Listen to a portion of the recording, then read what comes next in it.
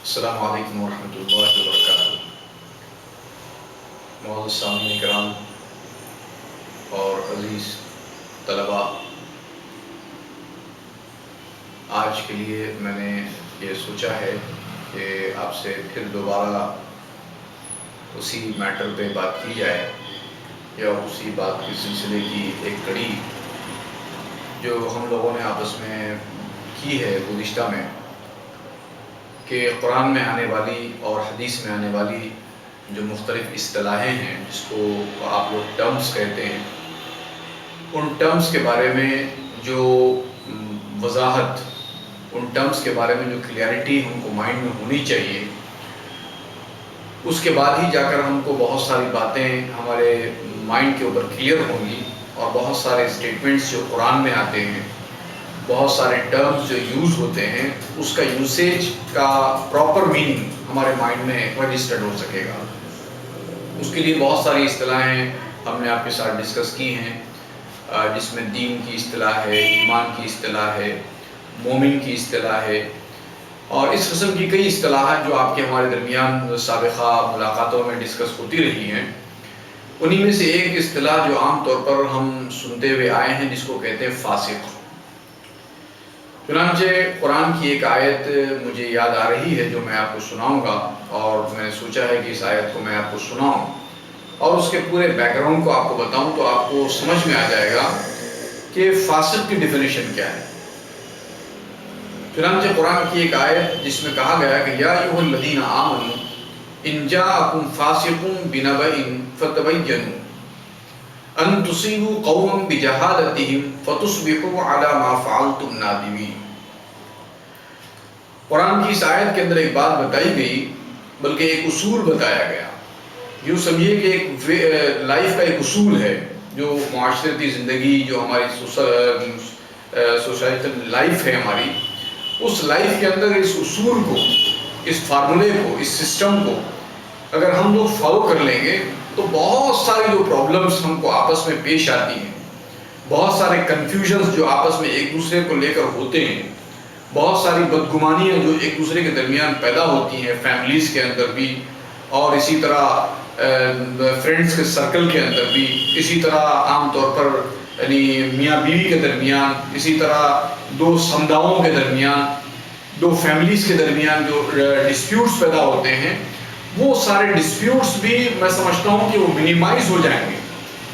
اگر اس اصول کے اوپر ہم لوگ کاربند ہو جائیں، اس اصول کو اگر بہت اچھی طرح سے انڈرسٹینڈ کر لیں۔ چنانچہ قرآن کی اس آیت کے بارے میں عام طور پر یہ بات بتائی جاتی ہے کہ رسول اللہ صلی اللہ علیہ وسلم کے پاس ایک قبیلے کے لوگ آئے، اور انہوں نے رسول اللہ صلی اللہ علیہ وسلم کے بتائے ہوئے میسیج، یعنی آپ کی آئیڈیالوجی کو انہوں نے قبول کر لیا، اور پھر وہ اپنے قبیلے میں واپس چلے گئے، اپنے علاقے کے اندر، اور پھر وہ رسول اللہ صلی اللہ علیہ وسلم کے بتائے ہوئے سسٹمز کے تحت اپنی لائف کو گزارنے لگے۔ یہاں تک کہ جب 1 سال کا عرصہ گزر گیا، اور پھر رسول اللہ صلی اللہ علیہ وسلم نے جیسا کہ ان سے کہا تھا کہ جب 1 سال ہو جائے گا تو ہم اپنے پاس سے ایک آدمی کو بھیجیں گے جو آپ کے پاس جمع ہونے والی زکوٰۃ کی رقم کو وہ ہمارے پاس لائے گا، یعنی آپ کے مال کے اندر لوگوں کی فلاح و بہبود کے لیے، سوسائٹی کے مختلف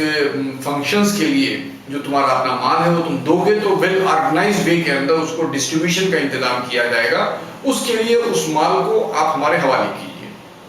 جس کو ہم لوگ زکوٰۃ سسٹم کہتے ہیں۔ چنانچہ جب 1 سال کا عرصہ گزر گیا اور رسول اللہ صلی اللہ علیہ وسلم نے ایک شخص کو بھیجا کہ جاؤ ان کے پاس، انہوں نے زکوٰۃ کی رقم جمع کر کے رکھی ہوگی، وہ لے آؤ۔ چنانچہ کہا جاتا ہے کہ جس شخص کو رسول اللہ صلی اللہ علیہ وسلم اس کام کے لیے اپوائنٹ کر کے روانہ کیے تھے، ان کا اور اس قبیلے کا جس کے پاس انہیں جانا تھا، زمانے جاہلیت میں، یعنی اسلام کے آنے سے پہلے، یا دونوں کے دونوں اس وے آف لائف کو ایکسیپٹ کرنے سے پہلے، یہ کہہ سکتا ہوں میں، ان کے درمیان سخت دشمنی پائی جاتی تھی، سخت عداوت پائی جاتی تھی، دونوں ایک دوسرے کے لیے دشمن تھے۔ تب وہ جب نکلے یہاں سے جانے کے لیے تو راستے میں انہیں خیال آیا کہ کہیں ایسا نہ ہو کہ زمانے جاہلیت کی جو دشمنی ہمارے اور ان کے قبیلے کے درمیان ہے وہ دوبارہ لوٹ کر آ جائے اور میں ان کے پاس جب زکوٰۃ کی رقم لینے جاؤں تو وہ مجھے قتل کر ڈالیں یا مجھے کوئی نقصان پہنچا دیں۔ تب وہ راستے ہی سے لوٹ کر واپس آ گئے اور انہوں نے اپنی جان کے خوف سے ایک رانگ انفارمیشن رسول اللہ صلی اللہ علیہ وسلم کو دے دی۔ انہوں نے کہا کہ دیکھو میں گیا تھا، لیکن ہوا یہ کہ وہ لوگ انہوں نے زکوٰۃ دینے سے انکار کر دیا اور وہ لوگ اسلام سے پھر گئے ہیں اور وہ میری جان کے درپے ہو گئے تھے، وہ مجھے مار ڈالنا چاہتے تھے اور میں کسی طرح بچ کر واپس آیا۔ اب ایک صورتحال سامنے آ گئی، ایک سچویشن آ گئی، ایک ایموشنل یا ایک کروشل ایک مومنٹ آ گیا، ایک نازک مرحلہ آ گیا۔ تب میری طرح کے کچھ لوگ، یہ جذباتی کچھ لوگ رسول اللہ صلی اللہ علیہ وسلم کو مشورہ دینے لگے کہ ایسے لوگوں کے خلاف تو سخت کارروائی کی جانی چاہیے اور آپ فوری ایک جو ہے یعنی قافلہ روانہ کریں ان کی سرکوبی کے لیے، ان کو کچلنے کے لیے، ان کو اس غلط کام کے لیے پنش دینے کے لیے۔ رسول اللہ صلی اللہ علیہ وسلم نے بہت سوچ بچار کر کے اللہ کے حکم کے مطابق جو آپ کو آرڈرز ملا کرتے تھے، جس آئیڈیالوجی کو آپ کو اللہ نے دیا تھا، اس آئیڈیالوجی کو سامنے رکھ کر آپ نے ایک ڈیسیژن لیا کہ حضرت خالد بن ولید رضی اللہ تعالیٰ عنہ کو روانہ کیا اور کہا کہ جاؤ اس بستی کے اوپر، اگر وہاں جانے کے بعد تمہاری انکوائری کے مطابق اگر وہ لوگ ایسا نہیں کیے ہیں تو ان سے ملاقات کرو اور ان سے معاملے کی کلیئرٹی کرو، اور اگر وہ انہوں نے ایسا ہی کیا ہے جیسے کہ انفارمیشن ہم تک آئی ہے تو پھر ان کے خلاف کارروائی کرو۔ جب حضرت خالد بن ولید رضی اللہ تعالیٰ عنہ وہاں پہنچے تو انہوں نے اس انفارمیشن کو غلط پایا اور یہاں آ کر رسول اللہ صلی اللہ علیہ وسلم کے پاس اس بات کی اطلاع دی۔ تو قرآن نے ایک اصول مقرر کر دیا ساری انسانیت کے لیے، سارے آنے والے انسانوں کے لیے کہ یا ایھا الذین آمنوا، اے وہ لوگوں جنہوں نے بلیو کیا ہے یہ امن والے پیغام کے اندر، جنہوں نے خدا کے اندر بلیو کیا ہے، خدا کے آرڈرز میں بلیو کیا ہے، خدا کے رسول میں بلیو کیا ہے، جو اپنے ہر عمل کو آخرت اورینٹڈ کرتے ہیں، ان تمام چیزوں کے اندر ان کی بلیونگ ہے، ان تمام چیزوں کے اندر وہ بلیو کرتے ہیں، وہ امن پرووائڈ کرنا چاہتے ہیں، امن کے ساتھ رہنا چاہتے ہیں، لوگوں کے درمیان امن کو فروغ دینے اور اس کو پروموٹ کرنا چاہتے ہیں۔ اللہ نے ان کو ایڈریس کر کے کہا ان جاءکم فاسق،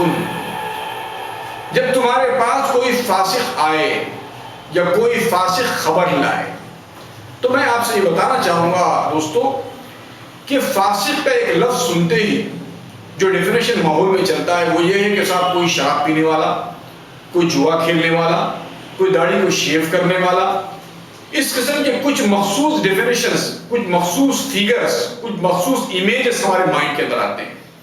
لیکن جب آپ عربی لغت کے پاس جاتے ہیں اور قرآن کی ایکسپلینیشن کے پاس آپ جاتے ہیں تو آپ کو لگے گا کہ قرآن نے عرب کے معمول کے مطابق، عرب کی سمجھ کے مطابق، عربوں کے اس لفظ کے استعمال کے مطابق، عرب کے اس یوسیج کے مطابق اس لفظ کے اس کو استعمال کیا ہے۔ وہاں بتایا گیا کہ جو پھل اور جس پھل کا مغز اپنے چھلکے کو پھاڑ کر، اپنے کور کو پھاڑ کر باہر نکل جایا کرتا تھا، اس پھل کو وہ فاسق کہتے تھے، فسق کہتے تھے۔ چنانچہ یہ فارمولا بن گیا قرآن کے مطابق، اس اصطلاح اور اس ٹرم کے مطابق کہ اللہ نے اپنی ساری انسان کی ساری لائف کے اندر جو الگ الگ موقعوں پر الگ الگ آرڈرز دیے ہیں، ان آرڈرز کو پار کر کے آگے نکل جانا، ان آرڈرز کی جو باؤنڈریز ہیں ان باؤنڈریز کو پار کر کے باہر چلے جانا۔ ایسے ہر قسم کے کیریکٹر کو اللہ نے اس کو فسق قرار دیا۔ ایسی حرکت کرنے والے، ایسا فیل کرنے والے، ایسے غیر ذمہ داری کی حرکت کے اوپر اللہ نے فسق کا لیبل لگایا۔ اللہ نے کہا کہ اے وہ لوگوں جو ایمان لائے ہو، اگر تمہارے پاس ایسے معاملے میں کہ جہاں کوئی جائے اور کسی معاملہ ان کے ذمہ کیا جائے تو وہ کسی اپنی جان کی ڈر کی وجہ سے یا اپنے کسی مفاد کے نقصان ہونے کے خوف سے، اگر جو اصول اور جو رولز مقرر کیے گئے ہیں کسی بات کو جاننے اور کسی بات کی انفارمیشن دینے کے، اگر وہ اس کو توڑتا ہے اور اس کی باؤنڈری کو پار کرتا ہے تو اس کو اللہ نے کہا کہ وہ فاسق ہے۔ اس میٹر کی حد تک اس سبجیکٹ کی حد تک وہ فاسق کہلائے گا۔ چنانچہ اللہ اگر آپ بھی ایسا کریں گے، اگر میں بھی ایسا کروں گا کہ میرے پاس اگر کوئی انفارمیشن آتی ہے اور اس انفارمیشن کی انویسٹیگیشن کے لیے جو طریقہ، جو سسٹم خدا نے اپنی کتاب کے اندر مقرر کیا ہے، اس سسٹم اور اس طریقے کو فالو کیے بغیر میں کسی بات کو، کسی انفارمیشن کو رانگ طریقے سے انٹرپریٹ کرتا ہوں، اس کی وضاحت کرتا ہوں، اس کو پھیلاتا ہوں، تو پھر میں اسی فاسق کی کیٹیگری کے اندر آ جاؤں۔ اب اللہ اپنے اہل ایمان بندوں سے کہیں گے کہ دیکھو کوئی آدمی ایسا جس کے لیے ایک باؤنڈری مقرر کی گئی کسی کام کی اور وہ اس باؤنڈری سے ہٹ کر کوئی کام کرتا ہے تو وہ فاسق ہے، اور اس کی لائی ہوئی خبر، اس کی لائی ہوئی نیوز کی اچھی طرح سے انویسٹیگیشن کر لو۔ کیوں کرو ایسا؟ ان تصیبوا قوما بجہالتہم فتصبحوا علی ما فعلتم نادمین، کہ کہیں ایسا نہ ہو کہ تم اس کی لائی ہوئی کچی انفارمیشن کے اوپر، اس کی لائی ہوئی غلط انفارمیشن کو انویسٹیگیٹ کیے بغیر کسی کے خلاف کوئی کارروائی کر ڈالو، کسی کے خلاف کوئی رائے قائم کر لو، کسی کے خلاف کوئی معاملہ کر ڈالو، اور پھر بات کو جا کر آپ کو یہ پتہ لگے کہ جو کچھ انفارمیشن تھی وہ رانگ انفارمیشن تھی، تو اس کا رزلٹ کیا آئے گا؟ اس کا رزلٹ یہ آئے گا کہ تم کو خود ندامت ہوگی، تم کو شیمڈ محسوس کرو گے، تم اپنے آپ کے اندر گلٹی فیل کرو گے، تم کو سامنے والے کے سامنے شرمندگی ہوگی، ایک ایسا معاملہ ہوگا، ایک ایسی سچویشن کا تم کو فیس کرنا پڑے گا جہاں تم کو شیمنس محسوس ہوگا، تم کو شرمندگی محسوس ہوگی، تم کو ملال ہوگا کہ میں نے یہ کیا کر لیا، میں نے کیسی بات پر بھروسہ کر لیا۔ چنانچہ قرآن کے اندر، اس زمن کے اندر کئی قسم کے واقعات کو بیان کیا گیا، چنانچہ اس معاملے کو اتنی زیادہ اہمیت دی گئی، اتنی زیادہ اہمیت دی گئی کہ آپ نے قرآن پڑھا ہوگا تو آپ کو اندازہ ہوگا اچھی طرح سے کہ اگر کوئی عورت اپنی بیوی کے معاملے کے اندر کوئی ایسے فعل کو کرتے ہوئے دیکھ لیتا ہے جو انتہائی غلط فعل ہوتا ہے، تب بھی اللہ کہتے ہیں اگر تمہارے پاس کوئی گواہ ہے تو اس میٹر کے اندر تم اپنی زبان کو کھولو، اور اگر تمہارے پاس کوئی گواہ نہیں ہے تو تم کو چاہیے کہ تم اپنی زبان کو بند رکھو، اور اس کے بعد تمہارے لیے ایک ہی آپشن بچتا ہے کہ تم قاضی کے سامنے آ کر یا رسپانسبل پرسن کے سامنے آ کر صرف اس بات کی گواہی دے دو کہ صاحب میں نے ایسے دیکھا ہے، اور اس کے لیے ایک ہی آپشن بچتا ہے کہ تم قسم کھا لو اللہ کی کہ اگر میں اس معاملے میں جھوٹا ہوں تو میں مجھ پر اللہ کی لعنت ہو، اور سامنے والے سے قسم دلائی جائے کہ اگر میں اس معاملے میں جو میں کلیم کر رہا ہوں کہ جو انہوں نے کہا ہے ویسا نہیں ہے تو میرے اوپر اللہ کی لعنت، ویسا اگر ہے تو اللہ کی مجھ پر لعنت ہو، میں نے ایسا نہیں کیا ہے، اور اس کے بعد دونوں میاں بیوی سے کہا جاتا ہے کہ اس کنڈیشن کو لیتے ہوئے ساتھ میں نہیں جی سکتے، لہذا دونوں اپنی اپنی علیحدگی اختیار کر لو اور اپنا راستہ الگ رکھنا۔ اور اگر کسی ادر پرسن کے بارے میں کسی ایسی چیز کو آپ دیکھتے ہیں، کسی ایسی حرکت کو آپ دیکھتے ہیں جو آخری حد تک شیمڈ حرکت ہے،